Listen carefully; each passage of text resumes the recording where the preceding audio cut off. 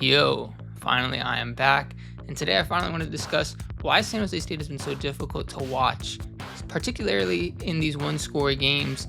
And I think last week Utah State perfectly encapsulates so much of what this season has been like for San Jose State, that 30-25 defeat in Logan, Utah.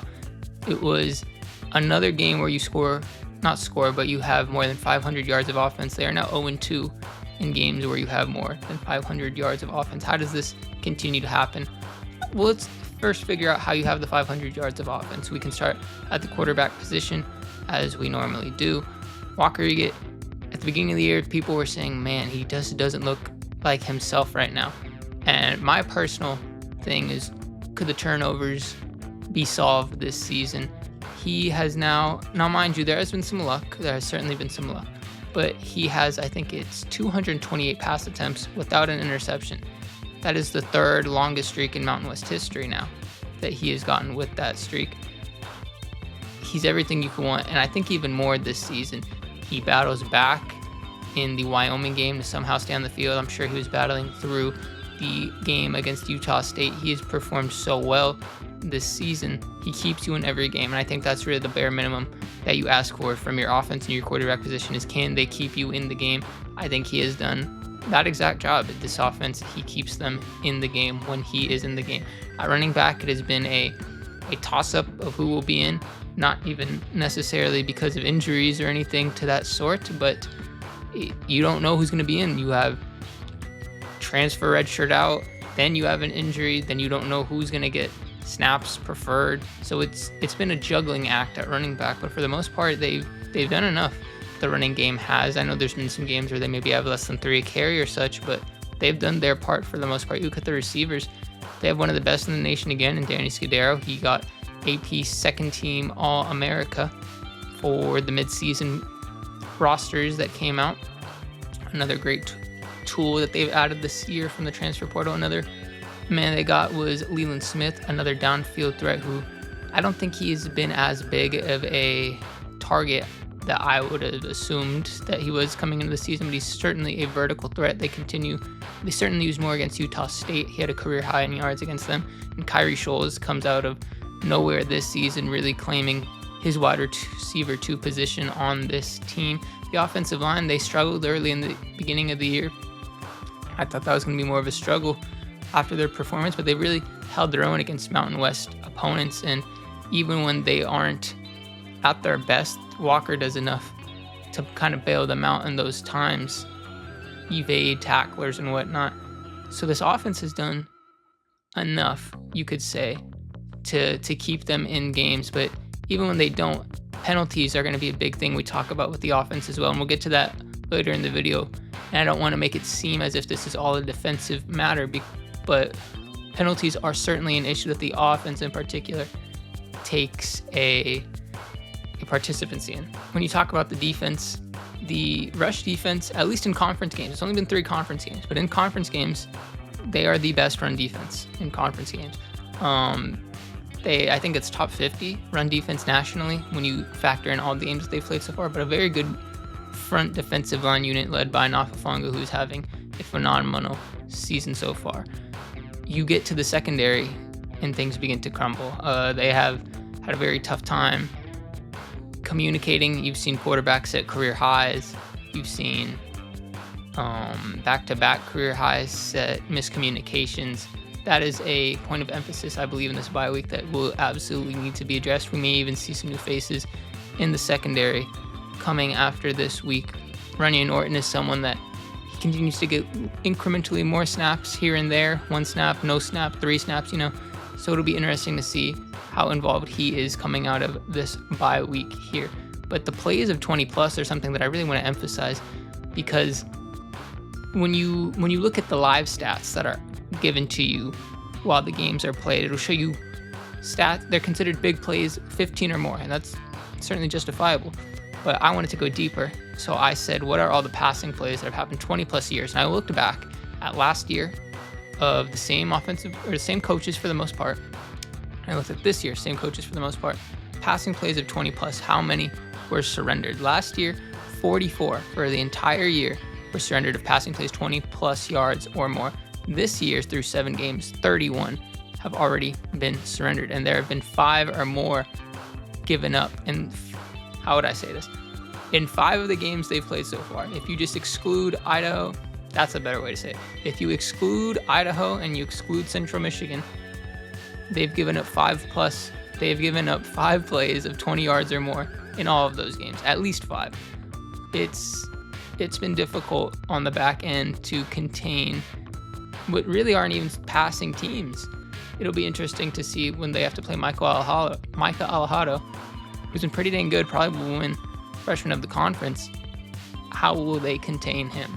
The kicking unit is the worst unit on the team.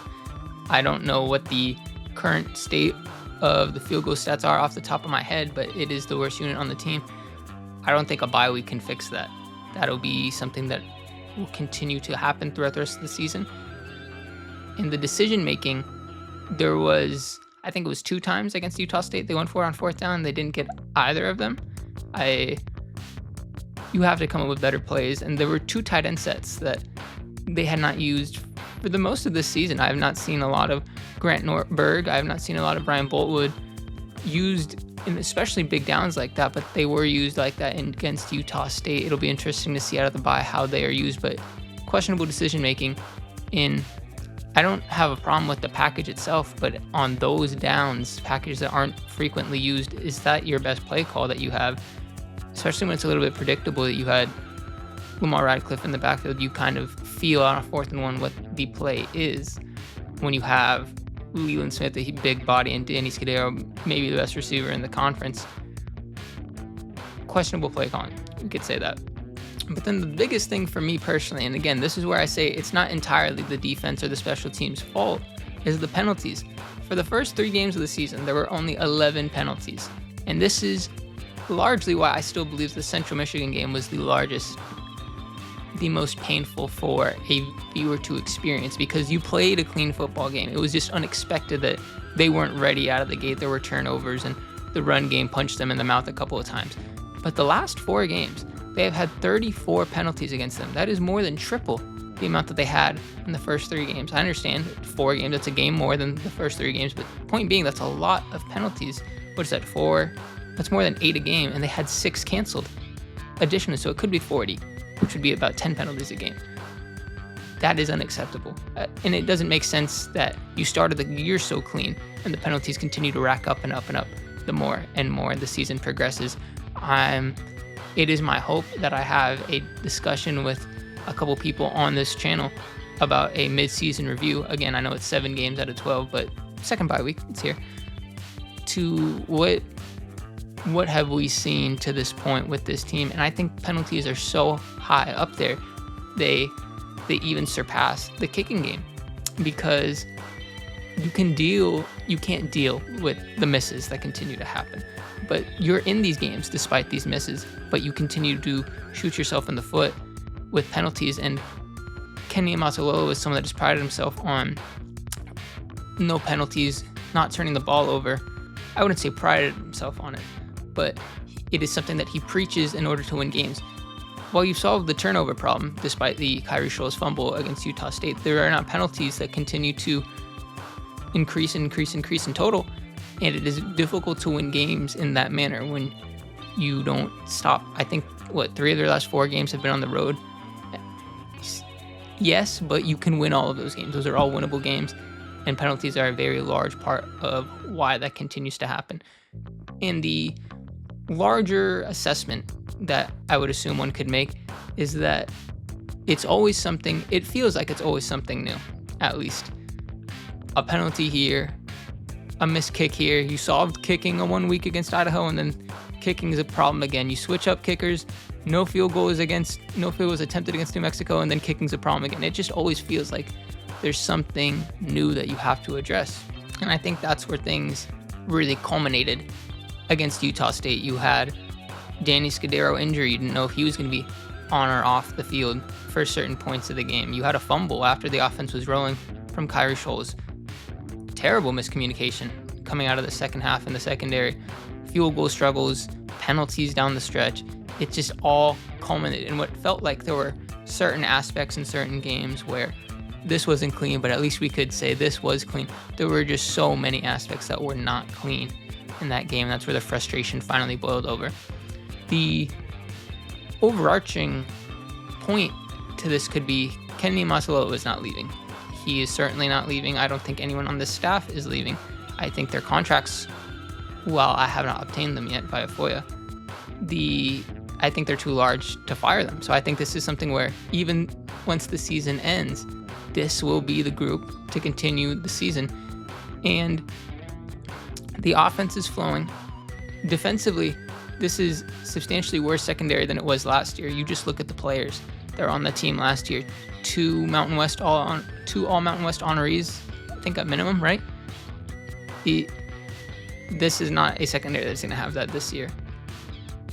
The players that I'd assume stay or come to the team next year would definitely make or break what the secondary would look like for next year. But I think all these coaches stay. There's no reason for me personally to believe, even with these results, that anybody leaves this team. It's a matter of, through the final 5 games, can you prove that these mental errors like penalties or miscommunications in the secondary, the untimely turnovers, you kind of have to chop up certain L's, right? Like the special teams, but can you salvage enough? I don't think they'll make a bowl game. I haven't seen,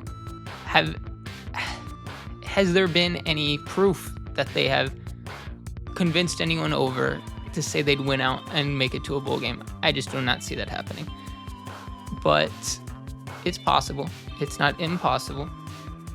Can they prove it? They have not been able to prove anything like that to this point this season. That's what does not give me the confidence to say they will do it to finish the year. But we shall see, and I would love to be proven wrong.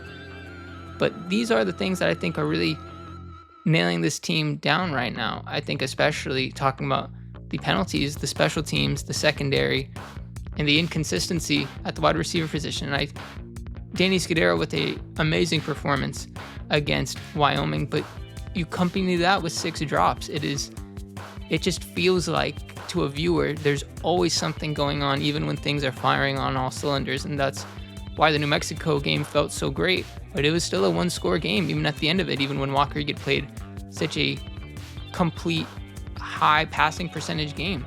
There's always something going on. I hope to have a roundtable discussion with a couple of other people about the state of this team and how they've done so far this season. Hopefully that will come out in the coming days. They play Hawaii next. I will have a preview for that coming up at the beginning of next week. Thank you all for watching. Comment down below how you think this season has gone for San Jose State so far this year. Thank you for watching.